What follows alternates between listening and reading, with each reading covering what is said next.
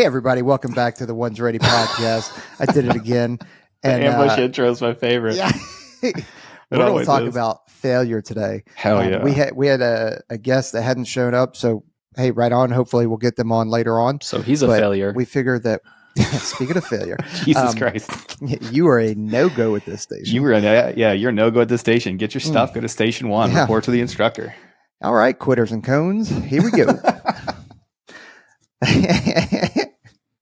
I love it. Yeah, I think failure is a good topic just because, man, so full disclosure for everybody, I was just talking about how I have failed my daughter because apparently Nevada requires 30 hours of academics on driving. And she kept telling me that, and I kept kind of not dismissing her like, a bad father, but just although I'm probably a bad father. But I kept saying, because I got my driver's license in a different state. So, and I kept saying, well, that's just, you only need that to get money off of your insurance. Like, you don't have to have that to go get the driver's license. And let me set the stage too. This was a PowerPoint. This was a presentation that she was going to take on. So Peaches has at this point 24 years of history of dumb PowerPoints that he does not pay attention to. Everybody knows how you take CBTs in the military. Click, click, click, click, click, click, click, click, and you get done. And like half the time I'm asking the people, they're like, hey, you got to take this PowerPoint. I'm like, does it have a certificate? And they're like, yes, it does. I'm like, is it a PDF certificate? If they say yes, it's a PDF certificate, I don't even bother. I just get the certificate, download, edit PDF, and then I send it back. You know how this, for legal reasons, that's a joke. Trent, quit it. Look at your little face. I don't know what a PDF is. I don't know how do I edit a PDF? Easy, boomer. So to give Jared a little bit, just a little bit of leeway on this one. Don't give me too much. Online, you were just going to click through it. They probably just wanted it. Well, Jared, continue with your story of woe.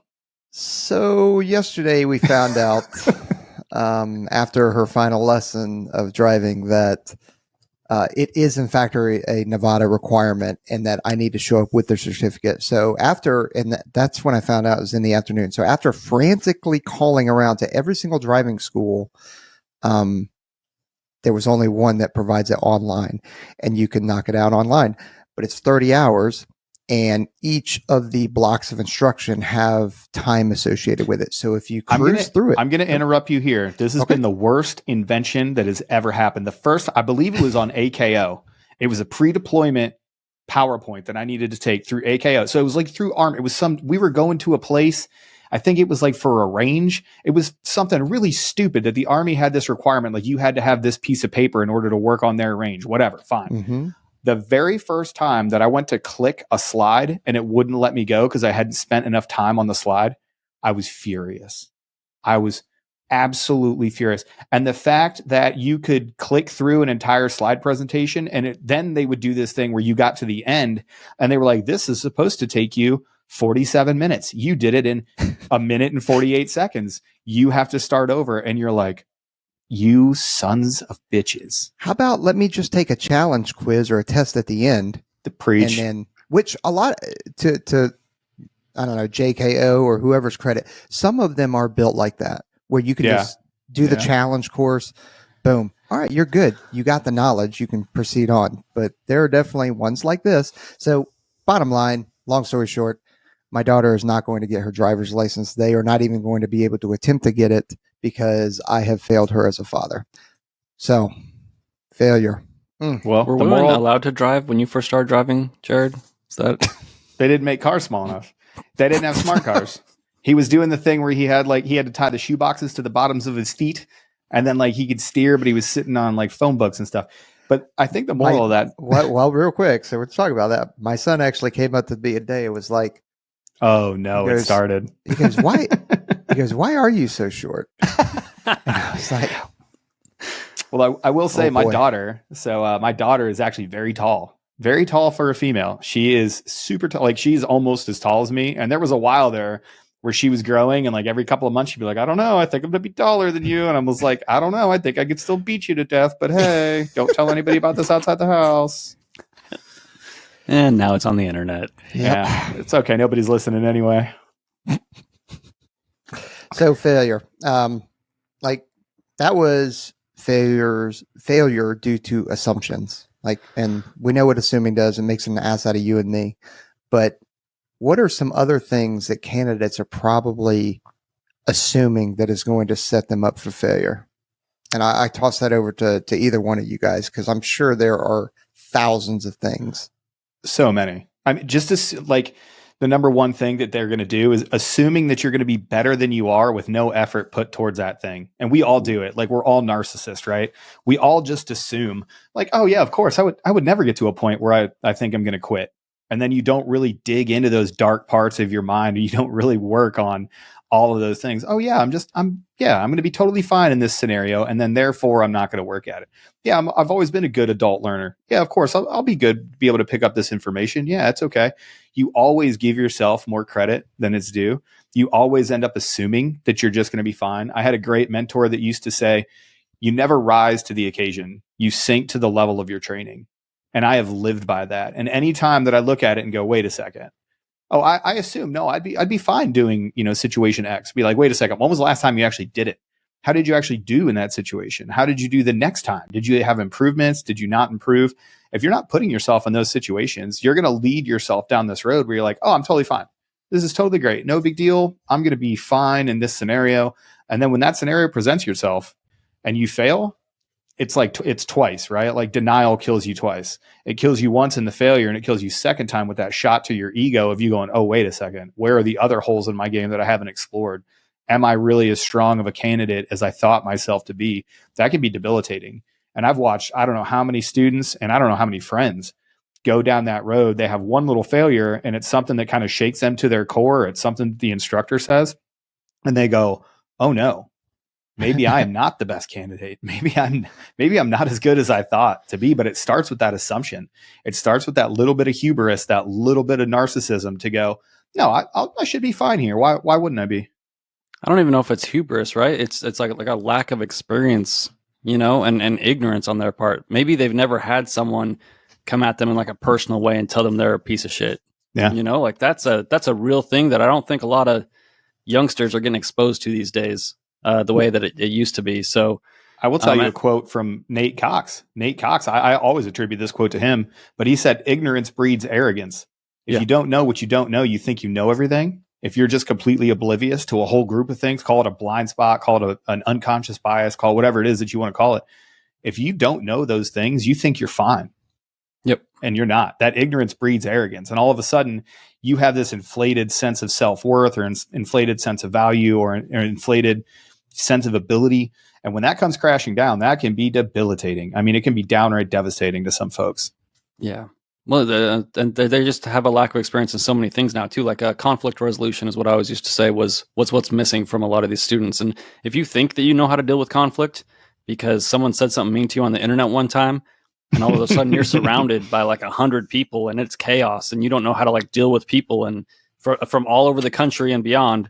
And then also you have like these instructors screaming at you and saying whatever they want to say, and like it's a radically different experience. And so like I think they have assumptions that things are going to be the way that they've always been in their lives, to a certain extent. They're like, oh, it's going to be different, but like you can't imagine how different it's going to be if you've never put yourself in some of these places. If you've never done I don't know, certain things to have experience, and it's ignorance. And so if you don't come in with like some humility and flexibility, those assumptions, like you said, like when you get hit with the reality of the situation, you realize everything is built on a house of cards. It's gonna be a rough day.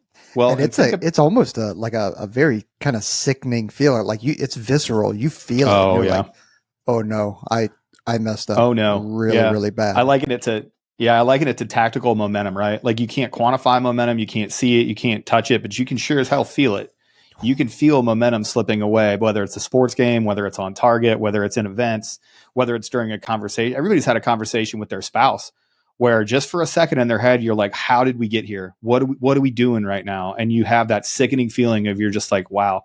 Now imagine putting yourself, and this is more of a look holistically, right?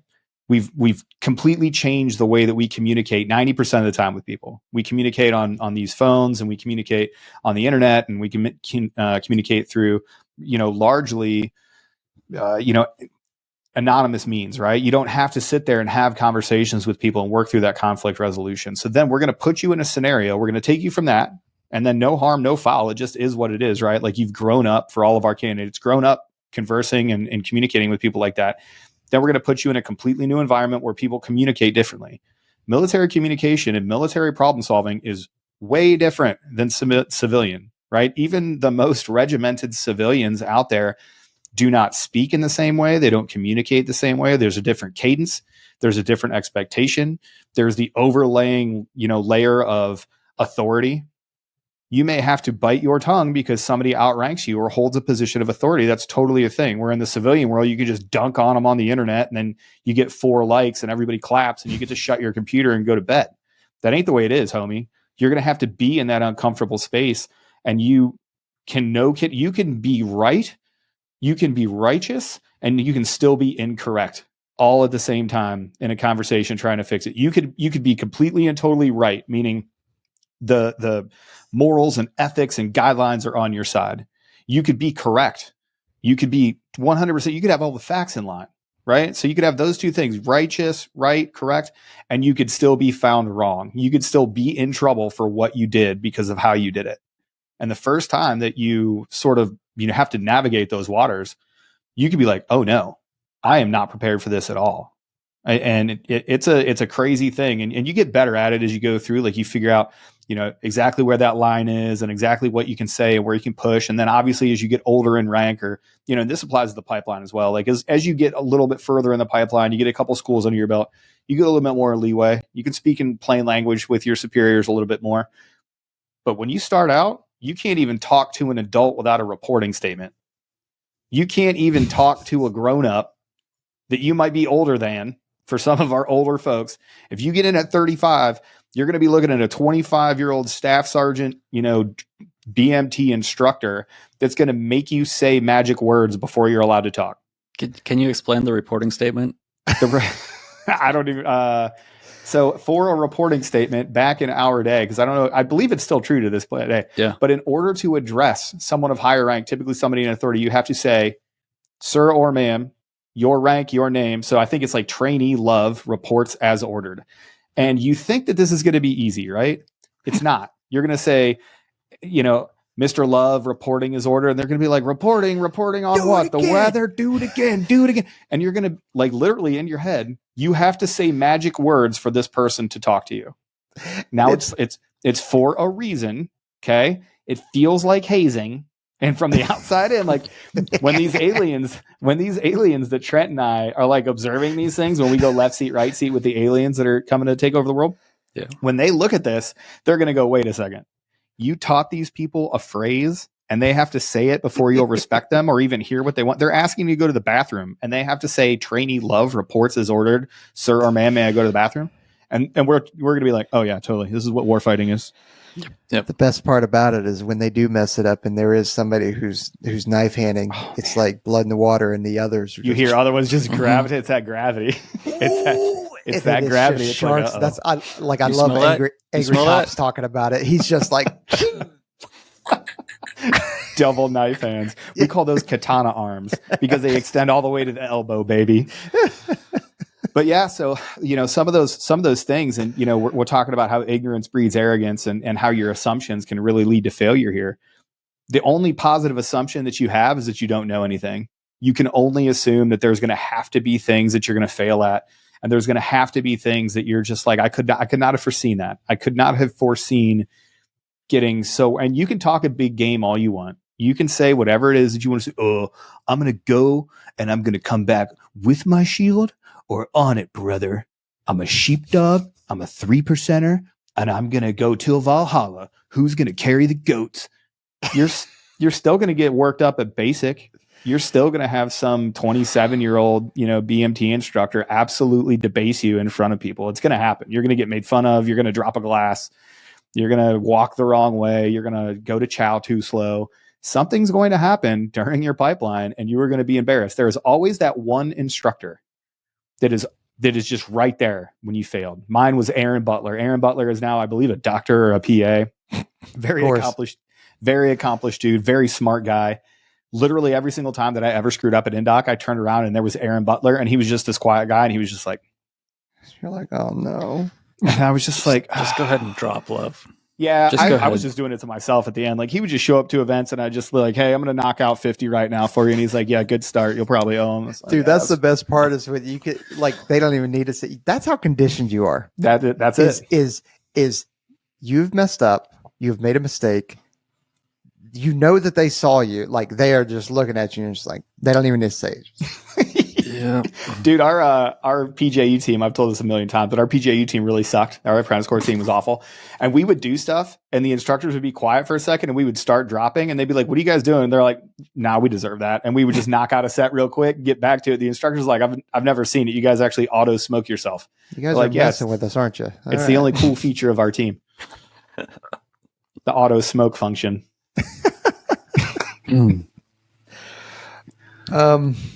Yeah, no, I think that's valid. I think there's a lot of assumptions, and the assumptions don't stop when or just with recruits. Like, you know, obviously I made a poor assumption, you know, for weeks now. I've been making a poor assumption.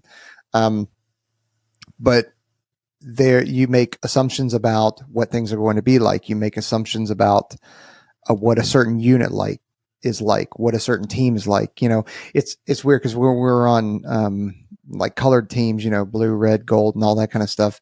You know, there's that friendly rivalry and stuff like that, but then you kind of have an assumption of what their culture is like not outside of a team, but I'm talking about like an assumed culture between the 23rd STS and the 22 STS. Mm-hmm. And then you have the assumed culture overseas. Sure. And you realize that it's not actually that different. You're making some poor assumptions, and you can fall into a trap where you start making poor assumptions about certain people based off of what you've heard. Oh yeah. And then just lining yourself up for failure that way. Yeah, because that'll lead you into bad interactions. That'll lead you'll speak to somebody in such a way because you feel like you know them. Again, because we're narcissistic people, you make these assumptions about somebody else. Well, then that becomes truth and fact inside your head. And without outside input, like if you don't talk to that person a whole lot or you don't make it a point to actually get into conversations with them, you're just like, well, I made this assumption. Nothing's told me that it's wrong. I guess it's right. I guess it's going to be correct. You know, like I love seeing this. It's not even just like team to team or, you know, unit to unit. Every single deployment I've ever been on, because typically for the rescue teams, we work 12 on, 12 off. It's not a 24-hour day with the whole team. There's 2 shifts because you work in 12-hour shifts. Every single time I've ever been deployed on a rescue deployment, A team hates B team because somebody doesn't fill the water up. Somebody doesn't put the water in the fridge correctly. Somebody doesn't clean the spaces. One of the teams thinks the other team doesn't train enough. You know, one team has their rifle set up a certain way and the other one's doesn't. And all it takes, it's that you start seeing it. You're like, look at that locker. That locker's garbage, dude. I wonder what those guys do all night. They probably don't do anything. They don't fill the water up. And then your friends, the people that you love with all your heart, that you share a team room with back home, all of a sudden it's like, I hate that guy. I can't believe that he acts like that. And meanwhile, that guy's asleep. That guy's not even there. He's at home in his barracks. Not even there to defend himself. Right? Yeah, you're just, oh God, look at Love's crap. Who wears a magazine like that? What dumb show did he get that off of? What an idiot. Well, and I think that those cultural differences, whether they're real or not, can be used for positive things. Like if you have 2 different teams like going through SWIC or ANS, right? You get that friendly rivalry going where like on your team, if it is like, hey, we're better than them and we're going to be better than them and all these other things, you create your own little cult that has this set of beliefs. Like there can be a lot of positive stuff, but you also see like cones that will talk themselves into quitting because they'll see what they think is a quality candidate, you know, that looks a certain way or came from a certain thing and talks a real big game. And it seems like they have all their stuff stuffed into one sock and they're going to be like, well, like, obviously I'm not that guy, so I'm not going to make it. So why even bother? Yeah. And then they'll talk themselves right down the road, you know, out of the program and regret it for the rest of their lives, probably. The old comparison problem. Yeah. Comparison is the thief of joy. I do love what you said there. Like, you know, culture is important. Building a culture is really, really beneficial. It can be beneficial, or it can be detrimental to what it is that you're doing. That's why the first 4 letters of culture are cult, because you need almost an unrealistic belief in what it is that you're doing. And applied well, I've seen cultures that are so strong and, you know, refuse to be second best. And all that other stuff. And it's really, really good. And then we were kind of talking before we went on. I've also seen other cultures that are just the most toxic and terrible places to be. With and you're just like, good people, right. Good people, Yep. but a culture of maybe lack of accountability. Well, or I think it's a lot of things. Yeah. Yeah. I mean, it's not one thing. It's a lack of accountability. It's a lack of recognizing that it's bad, Yeah. Well, sometimes, like it's like recording a commercial. Sometimes you start talking and you know you're messing up and you just keep trying to save it and you just keep throwing more and more words out there. It's just making it worse because you don't want to throw the whole thing away. And so you just keep going until at the end of it, if you don't recognize that whole thing just needs to be scrapped and start over. I love that this is a real life example that I was there for. I watched this happen in real time. It was like watching a slow motion car wreck, and nothing has made me happier than my entire life. The people in that culture, like I recognized it. I recognized 3 seconds in to my little monologue that like this is awful, and I tried to save that thing for like 4 minutes, and it just got worse. So like sometimes you just gotta. This? I must it was at Everly Sock. Oh my gosh! It was the it was like the end of the day. Yeah, and I was trying to be funny, and it was awful. Well, so here's the question too, Trent. And this one, I don't want to bring up too many rough things at once, but you also experienced a very recent failure that we talked about. And since we're talking about failure, let's talk about how it is we actually move on from that fail. We talk about it all the time, right? One of the things we say here is fail fast. Fail, get your lesson from it and move on. But sometimes it's not that easy. I don't know how many times I've laid awake at night and just cringed at the terrible things that I've done, over and over and over again. What are some tools that you've developed that you can get to that fail as fast as possible, and then just move on? All right. Well, kids, listen up. So I jacked something up not that long ago. Bring it up. School circle on me. So younger me would have spent way more time avoiding my failure, right? Like one of the first things I did though, like I checked it all to make sure that what I had messed up really, really badly. Do you want to tell the story? I think the story. Do you want me to tell the story? Because we haven't told the people yet. So they're going to be really disappointed. Some stuff. It doesn't matter. I thought I'd recorded stuff. The mics that we were using were all muted the whole time. And I'm going to take all the responsibility because I should have checked it, even though whatever. Even though there was a Blue Falcon Award, at least an assistant Blue Falcon Award that should go out for this. I might have had a good assistant. So like I get back to my hotel room to check on this stuff because I got really good content. I'm like, this is going to be awesome. I can't wait to show these guys. They're probably going to pull it up and see like all this good stuff I did. So I'm like up here, I pull it all up and I run through all the equipment again. And it's the first time I'd use these little mics and I realize we have no audio and I check it like 6 times. And I'm like, it's gone. Like, this is all worthless. Like, I got a couple hours, maybe an hour's worth of like worthless content, right? And as soon as I found out, like, instead of avoiding it, I started texting you guys. Like, I screamed, at my wall for a little bit. into a pillow? And then I screamed into my phone via text, I think, said some words. And but I think that's what you learn over time. It's like, it's not going to get better not telling anybody. You're right. Like, is it going to feel better if I just don't sleep that night and then the next morning one of you hits me up? It's like, hey man, where's all the audio for these videos? Right. Like I looked at it. Are you going to download that like tomorrow? I'm like, oh yeah, I'll get to it. I'm just going to avoid this for a while. It doesn't do anybody any good. Bad news doesn't get better with time. Exactly. Bad news has an expiration date, and that expiration date is right away. Like I like to call this one the awkward conversation rule. It sort of applies to awkward, obviously to awkward conversations. That's why I named it that. But the more awkward a conversation is, the less time I spend before I have that conversation. If there is something that is just going to hurt and it's going to suck, listen, it ain't going to get better. It's not going to get better thinking about it. You're not going to learn any more facts. The second that you learn, okay, I failed, or this is awkward, or this is something that I need to address, the only thing that you're doing by waiting is making it worse. You're giving yourself more stress. Well, and I think I've learned over time too. There's a goodness that comes out of this, right? Like, because we've talked about this before. Like, remembering everything that you've ever jacked up in your career. Do you make those mistakes anymore? Oh, I do, but I'm an idiot. Well, like some things. Some of those things you have learned from, like maybe some technical things and all that other stuff. Like not interpersonal skills, Aaron. Hurtful, but true. Okay, fine. But like you do know, like with certain technical things, like, oh, I jacked this up really bad. I know that's going to be like, there's a bookmark in my brain. So next time I go to do something with those stupid little mics that I still like, it still hurts. Like I'm still upset about it, but I'm not going to make that mistake again.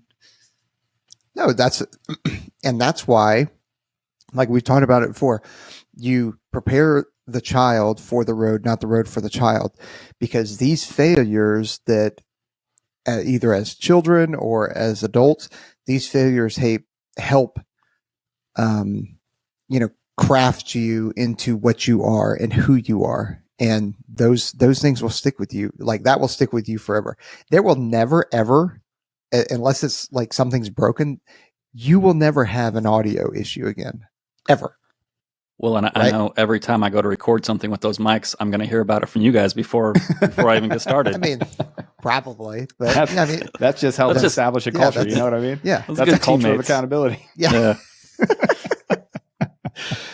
But I mean, it's that's why you can't, like, you really do have to be allowed. And I know that you have to allow kids to fail, right? Because I mean, dude, the three of us doing this, we have failed. We are also from kind of a generation that, we were outside all the time, right? I mean, I would leave the house in the morning. Sometimes I don't even think I would come back for lunch. It was just, I'm over at somebody else's house or we happen to be over by, so-and-so's house. And we just swing in there, get a grilled cheese sandwich and freaking call it good, and then continue going out and riding bikes, basketball, whatever it was. That is less common now. Mm-hmm. And almost you have to encourage folks to go outside and not folks, but kids to go outside and go get after it and go get in some trouble. Yeah, get in that good, healthy trouble. Like if you didn't ever hurt your foot by jumping off an 8-foot wall before, you're not going to be able to figure out that you're going to be just fine. By the way, remember jumping off like an 8-foot wall when you were a kid? That'll put me down for a week and a half now. 8-foot wall for a kid, you'd be like, oh, my heel kind of hurts, and you'd go to sleep and magically you'd be better the next day. I sneezed yesterday, and I have a little like hitch this morning when I woke up, like in my ribs. Like, how soft am I? Very. That's the answer there. Very soft. I was just thinking about stepping off of a 60 onto the edge of a cliff. I remember one time I did that, and because they couldn't land, so they just kind of hovered, and it was definitely a larger or a higher drop than I expected. I've stepped off a Huey as it was actually coming back up. They didn't actually set all the way down.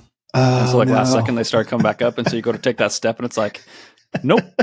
You just step into the void. It's like stepping off on that stair that isn't there at night, and you're just like, oh no, well, this is it. I'm dead. I fell into a black hole, and now I just fall for the rest of my life. Here we go. And here we go. There was a PJ. I won't say his name because he's still active duty right now. That we were flying on 53s, and for all those folks that are out there, 53s have the ramp in the back, right? So, and they rarely closed them. So this is Afghanistan, and we had just landed after a long night of flying, and it was kind of rolling out, taxiing on the airfield, and he kind of woke up and he thought that we were parked because it's pitch black at night, and he didn't have his NVGs on, and he was freaking detached and just walked straight off the thing because he didn't realize we were moving. It just disappeared. You could see him tumbling on the worst. Oh, the worst. And the sheer feeling of like when you step there's a moment there where you realize you've screwed up, right? Yep. Like that last moment before you like impact's coming, and you're just like, oh no, I am dead. This is perfect. Anyway, see you later, world. Well, let me Jared, you got me thinking, or Aaron, about kids that aren't playing outside. And I started thinking about, is that the kid's fault or is it the parents' fault? No, it's the parents' fault. Yeah. Right. It's 100% the parents' fault. Yeah. In my experience, and I just have my kids, right? Most of the time, we're telling them when to come inside. Like if we just let them go outside and play, like it's not all the times, but like, you know what I mean?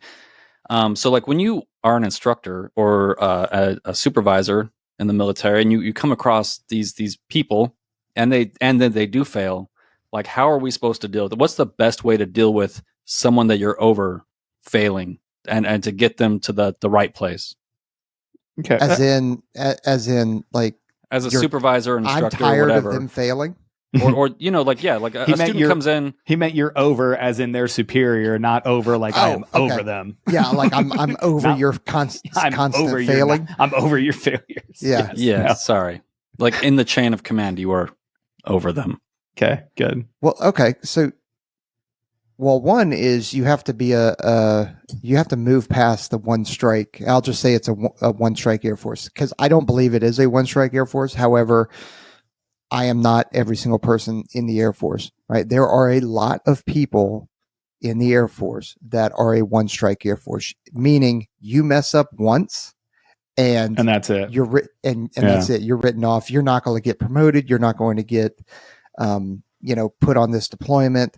Now, obviously, there are varying degrees of failure. If I mess up on a training event, like, okay, if I do something to where I hurt somebody else or I kill somebody else, like that's a big deal. Mm-hmm. What I mean? There are certain red lines like you deserve it's a one strike. Crimes against women, crimes against kids, violent crimes against people, crimes that seriously bring your integrity into question. Like there's always something that we can find that hit this line for it, right? Like that's not what we're talking about, everybody. Yeah. So I mean, you have to be okay with going like, all right, cool, let's debrief it. Here's where we messed up. Here's where we can mitigate it for next time, and let's move on. Hey, dude, don't dwell on it. I made the same mistake when I was a senior airman. Had just gotten on team. Like it's having that humility and that vulnerability to say, yeah, I messed up the same exact thing. Like it's okay. Move on. And just learning from it. And most of the time, most of us, I think between the three of us for sure, and I know guys on team, most of us are harder on ourselves than anybody else will ever be. Oh yeah. I mean, anyway, let's say my inner monologue, but that's why I was joking, but I specifically did not make fun of, T and I were laughing because she was like, are you going to make fun of Trent on the group chat? And I was like, I'm going to give him 24 hours. He's already so mad at himself over the whole recording. I don't need to. I don't need to. You don't even need to, right? Like that's already there. I already know how it is. And you're totally right. We're way harder on ourselves, and that can be a detriment too. A great mentor of mine, like I screwed up like every young PJ does. And, he just kind of looked at me and he's like, I assume you learned your lesson on this one. And that was it. I thought it was going to be this huge dressing down. He's like, I assume you learned your lesson on this one. And I was like, yeah, as a matter of fact, I did. And he was like, okay. And he's like, there we go then. And he was like, then, just imagine what I would say. And I was like, fair enough. I don't want to. Believe me, I've been thinking about it for a long time, Big Sarge.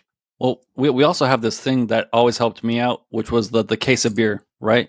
Yep. Like you jack something up and someone will be like, okay, you owe a case of beer. And that was like closing the door on that incident. I don't know what it was about it, but you bring in a case of beer to like your instructor. Never mind. I never gave beer to my instructors. And instructors on team, because on team, yeah, on team instructors. Yeah, on team instructors. No one else ever asked for anything. Yeah.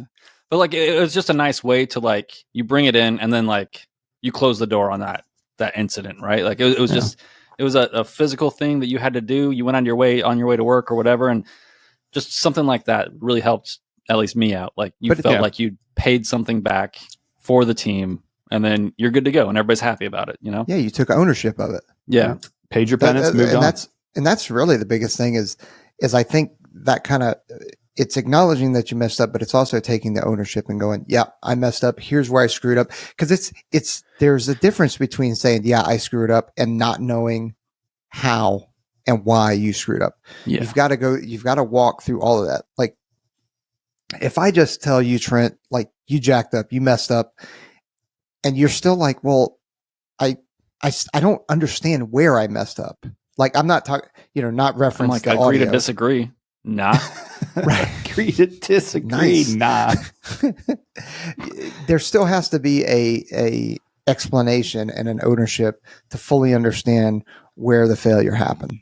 And that's where the debrief comes in, Yeah. Yep. From the other side of it too. And we started off kind of like talking about kids, but more for the folks that you're going to be in a leadership position one time or another. Your job as a parent, like kids are not good. Kids are innocent. They're not good.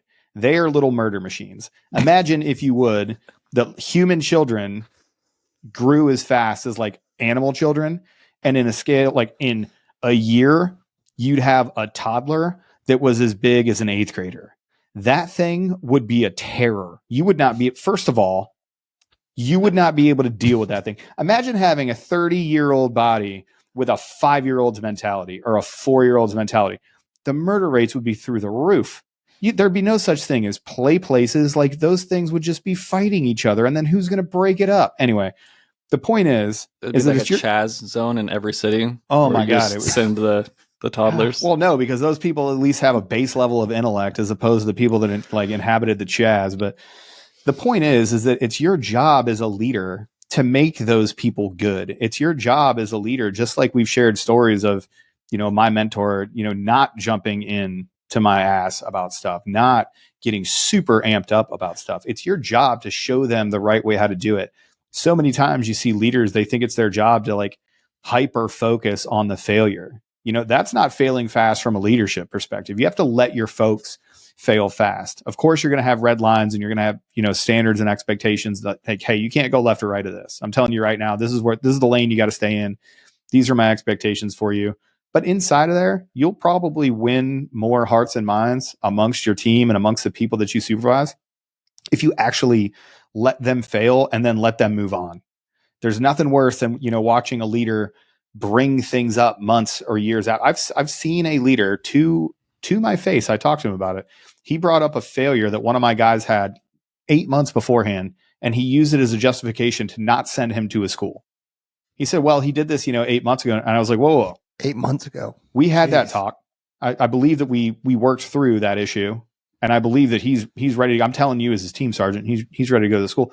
It's like, well, there's just not a lot of faith in the command with, him because he's passing. And I was like, what are we doing here? Like, how does that support him? What kind of road is he supposed to take to get back to right?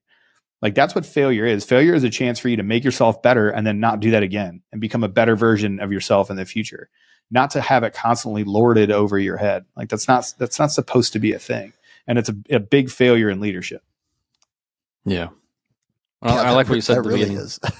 Yeah. But like, see where it goes. I don't, on the like instructor side of the house, I've been with like guys that are new instructors, and just like being a parent, as soon as you see the team start to deviate from where they should be going, it's your inclination is going to be to step in, right? And be like, no, you jacked this up. But sometimes, like I'd hold a guy back and be like, no, like let's see where this goes. And I know we're extending our work days by letting the students, fumble their way through this. But like, see if they figure it out. So like they might learn 4 additional lessons without your intervention on their way through this little, journey that they're going on where they're all, crazy and going the wrong direction and missing half their gear. So you want to step in and just things jack correctly. them up. Yeah. Those water bottles. Man, the water bottle comes up. Thank goodness. I had a good instructor friend of mine. His name's Eric. I won't say whether he's enlisted or an officer. Eric and I used to go, for whatever reason, at the apprentice course. There was this one mission, and it usually was supposed to get done by about 1 o'clock. It had like this 1 a.m. drop dead time. And we had an awesome support guy with us, and he would cook it. Like he'd have bratwurst for you. Like you'd go back to camp and, bratwurst and, cold sody pops like the boys like by a fire. And it was like the last mission of the night. So the mission name was Goblin North to South. So it was just a random mission name, right? The problem with this is that right at the end, right? So there was like a whole bunch of stuff that happened at the beginning, but then essentially it was an evasion scenario to get to this area to leave. That was the point of the mission, but it was in Magdalena, it was in, southeastern New Mexico or southern New Mexico, whatever. And there were these 4 fingers, right? And if you did it right, you surpassed all this on the low ground and you hit this last finger and ran a ridgeline all the way up. Well, teams would do bad jobs of planning. And the perfect example, Trent, of what you just said is you would see teams and they'd be setting up. They'd be like, no, we can just go just like this. And we can go right up over there. That was heinous because each one of those little fingers was like 1,000 to 1,500 elevation, just back down into like treacherous cavern like canyons and scree fields and defilades and stuff. It was just so much. It took you a little bit more time, but if you just walk that flat lane and walk right up the last finger, it would put you right to the LZ. And the instructors knew the perfect way to walk. Eric and I walked this thing. Like we did 4 classes a year at the time that I was there. I guarantee 3 out of 4 classes every single year that I was there, I walked that mission. And every single year when you saw the students just like, oh, we're just going to walk right over this terrain. We'll just walk straight line to it. You'd be sitting in the back. You'd just be like, oh my God. Okay. God. Oh, they're going to try to, they're going to try to walk. Let me start hydrating now. Get an IV real quick. Yeah. And there was like, it was usually in this field, we called it the baby head field because there were these rocks and they were all about the size of like a baby doll head. No. And it was impossible to walk over. You had a casualty and you were trying to walk and there was a timeline. So then people started like trying to walk faster. It was awful. But every single time he would just look at me, he'd be like, why do we do this together? Why do we insist on doing this together? Why are they going to do that? Are we going to go tell them? I was like, you got to let them learn, buddy. Well, and not just that is actually one of those lessons that you learn and then you remember it for a little while. And then something else comes up, like another kind of land nav situation like that comes up and you're going like, doesn't look too bad. And then you're like, wait a second. Those contour lines. No, that's good. And then you do it again and you're like, yep. Or like not even the contour lines, the like the swamps in Florida or, where you're this like, doesn't look too bad. Let me see. I've got to do a dog leg and that's, a click that way, a click that way, and a click that way. Like I don't have time for this. It's not going to be that bad. We'll just go right through it. And then you get all those wait a minute vines. And then if you did decide to land your things to you, which I don't know why you would, but of course caught up and it's just, dude. We were in Norway at the Allied Officers course, and the instructor there let us no kidding. And this is probably one of the more dangerous things I've done. So they were like, no kidding, we got to go over here. It was part of the ski. One of the, we come up with this plan and whatever. I would like to say for one of the few times in my life, I was not actually involved in this complete failure. I was just a nug on the team. I was not getting evaluated. So we go and we end up like talking about breaking for camp because weather starts rolling in, and we look at the instructor and we're like, hey, we think we should set up camp here. And she looks at us and she goes, no, because you did not follow my instructions. We are in the middle of a huge frozen lake. You decided to ignore the dog leg that I wanted you to do. And now we cannot put up camp because if we dig here, the lake may break and we may all fall in. Okay. We were like, I'm sorry, what? And she was like, yeah, the only thing that we cannot do, we cannot go that way because I can tell you will fall in over there. We have to go this way now. And everybody was just like, how long have we been on this lake? Yeah. It was like 1,000 meters. So she was just like, yeah, it was a dead of winter, minus 40. And she was just like, yeah, hopefully it is solid, but no, we cannot camp here. We have to go to this other thing. That was a tough lesson to learn. That was not cool. Yep. But that's how learning happens. A lot of pain. That is. And then you hopefully learn from that failure, and then you don't fail again. No more frozen lakes for me, baby. No more baby head, 4-finger, stupid terrain mapping for me, my dude.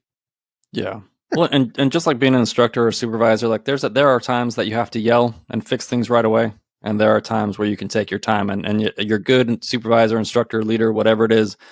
They know those times, so like it's just like being the instructor that yells about everything or the supervisor that blows their top about every little thing. Like you gotta, if you're going to be in one of those positions where you're in charge of people, you have to develop that understanding of what's really going on, what's the best way to fix this, and how can I fix this once and not have to fix it again in the future? Because if you're always just screaming, no one's going to listen to you. Yeah. Raise your voice, lose your power. You only have so much gas that you can apply to stuff. And when you're constantly giving it 100%, like that's not going to do anything. So for everybody coming in, we've talked about failure this entire time. Trent, I'm going to start off with you. For everybody coming in that's trying to figure this out, we know that they're going to fail. We know that they're trying to avoid failure at all costs, right? But we know that's probably not a realistic goal. Like you're going to have to fail. So we know that we're trying not to fail. We know that we're going to fail. What do you think the best way for the people to fail is? The best way to fail? Yep, because it's going to happen. So if we're going to fail, we got to figure out what it's going to be. Well, you just the fun thing about failure is it's always in the past, right? And so the way that you view any type of failure that you're going to go through is don't compound it by projecting your failure into the future, right? So obviously, if you're coming into the pipeline, it's better to fail right up front and learn from it, right? Because like once you start down that road and rolling, and then you start projecting your failure into the future, because it's become like almost a habit. Like, oh, I've been in SWIC 4 days and I've failed every single day without learning. because like I can't tape up my water bottle the right way. It just becomes an almost insurmountable thing to overcome, unless you realize that A, you need to learn from it and attack it head on, and B, all failures in the past. There's no such thing as failure in the future. And so like that the only way to get over it is to realize those two things, is to get over it as fast as you can and realize it's something that happened to you in the past and you don't have to project into the future. Nice. I think for me, because I want to give Peaches the last word on this one, I think for me, I would say that number one, I'd want to minimize that failure.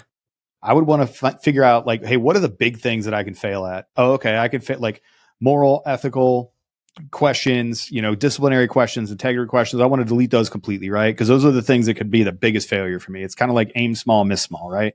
I want to figure out what the biggest failures are that I could possibly do, and I want to avoid those at all costs. For the people that are getting ready to get in, you can't fail an IFT. If you fail an IFT, you can't even get in, right? If you have problems with your legal standing, if you have problems with your security standing, those are things that are going to keep you from getting in. So I would prioritize those failures and make sure that the big things that I can fail at are handled. Everything else, I'm going to try to make those failures as small as they possibly can be. If I fail an event, fine, but I don't fail the next event. That failure, Trent, great point. Failures in the past. One event does not lead to another event, a failure. Those things aren't connected in any way, shape, or form. So, hey, I failed from this one. I'm going to fail as fast as possible. I'm going to learn what I need to learn for the next one. But if the next event isn't the event I failed on, I'm not even thinking about that. Like, I'm going to put that in a different box and I'm going to go on to this other event. And if you can make each failure as small as possible, hey, I'm going to study for this test. Okay, I didn't do so well on the last test. I got a 70. All right, well, I'm going to get an 80 on this test. I'm going to minimize the amount. I'm just going to take one or two questions off. I'm going to study 10 or 15 minutes more, and I'm going to fail smaller and smaller and smaller to where you have minor failures and minor setbacks, and then you're able to kind of go along. But if you think about where it is that you're most vulnerable and what can really screw you up if you fail, I just like to minimize those failures and then just go on from there.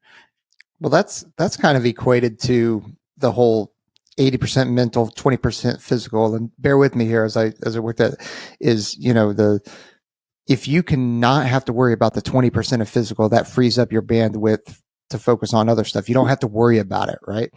Same kind of thing is if I know that any decision I make it will always be rooted in morality, ethical, and focused on doing the right thing versus other stuff, or even, the whole right versus correct, then that frees me up in so many different ways. It's kind of like two Jocko references, but one where he talks about being disciplined. Discipline is freedom, in the way that I know that I will always make this kind of decision. I don't have to waver. And believe it or not, people recognize that, and people notice that and expect that out of you. So when we start talking about how people in leadership positions should have an even keel, and not fly off the handle or anything like that, it is that kind of thing. Is like, all right, I know that whether I'm coming in with a good news or bad news, that this person is going to react the exact same way, which is cool, calm, collected, and then we can go from there. That way, you're more approachable anyway. Yeah. Going to the other piece of Jocko that I'm going to harness is the whole ownership. This is how I think that you should, as a best way to fail, is that you've got to take ownership to 100%. Even if you only own, like truly only own or were responsible for 50% of it, you got to own it. Because if you knew that something was going wrong, or the end result, it doesn't change the result, whether it's 50% you and 50% somebody else, or it's 100% you or somebody, and none or 0% for somebody else. Like, the result is still the same. So you just got to own it. You got to own it, and you can't project it on others. You can't just because I'm pissed off at myself for messing this up or for failing at this doesn't mean I should take it out on somebody else.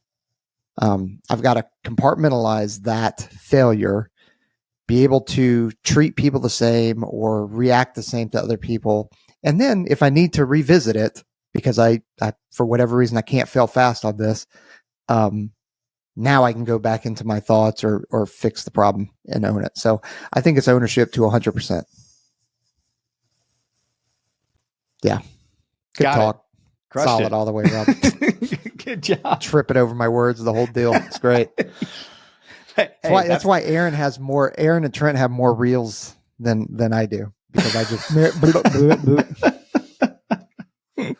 Look, we're gonna get past this failure. I think you're doing great. I think I think it ties in really well to the entire thing. Is that even though you failed before, I think the bottom line from this episode, you can't be afraid. You can't be afraid to fail again. You should fail over and over and over again. And again, that failure, Peaches, that little misstep that you took there, that's in the past, baby. We're already gone. I don't even need a rear view for this little car, my guy. I don't look behind me. I'm kidding. It's got to be a little car, huh? It's a safety requirement. Yeah. How would you park? I don't know. Cool. Well, you guys got anything else on failure? Okay. See, it's a joke about the. It's a joke about the mute. It's a joke about the mute. He set that one up. He set that up from a long way away. He started. So if you're not watching the YouTube, it's a much funnier joke on YouTube. You can see Trent go on mute, and then you can see him try to talk and poke fun at himself. Don't take yourself too seriously. Do you know you're on mute, Trent? Oh boy. All right. Please be true. Please be true. Speaking of failing, I was just saying, like, I wanted to end on a positive note. That's why I muted myself, because I knew that you were going to be like, you ever got anything else? And I was just like, I don't think I should say anything. Like, I don't want to drag us down into negativity. This has been the best. God. So here we are. Cool. Well, we won't go negative. Call. Oh. We won't go negative with it then. So real quick though, since we're talking about failure, this actually has nothing to do with failure. Go to onesready.com, check out any kind of merch. Failure there. Buy some merch. Yeah, it's totally failed. Buy some, support us by getting some merch. And then if you do need some Attack-Elite stuff, you can get it straight from our website. The discount is already built into it. But if not, if you do want to go to attack-elite.com, check them out. Use a promo code onesready10, onesready10. And then who else? Let's talk about Hoist. I kind of love Hoist. Drinkhoist.com, code onesready at checkout. Been partners since they're at day one. The kids say day one. Like, these folks are at day one with us. We love, not like everybody over there are just good people from the Midwest. I think Kentucky is the Midwest. I think that counts. But, Drink Hoist is awesome. They're one of 3 approved DoD beverages for rehydration. They've got IV level hydration in the packs or the premix. You can B-Gang premix or B-Gang packs. I'm the packs, again, because I just shove them in all of my bags and everything that I've got going everywhere. So I've made the joke a couple times, but anytime that I reach into a pack when I'm traveling, I can probably find a Hoist packet out there. The fruit punch is my favorite one. Can mix it in anything. It works really well in just some cold water, and it's not too sugary. You feel great afterwards. And even if you just imbibe a little bit too much the night before and you want to avoid a nasty headache in the morning, I slam one of them bad boys before I go to sleep, right as rain in the morning, or right when I wake up. That's usually part of my morning smoothie routine. So go over to drinkhoist.com, use code onesready at checkout, get yourself an awesome discount. They're awesome folks. So go check out drinkhoist.com. Use our code onesready at checkout.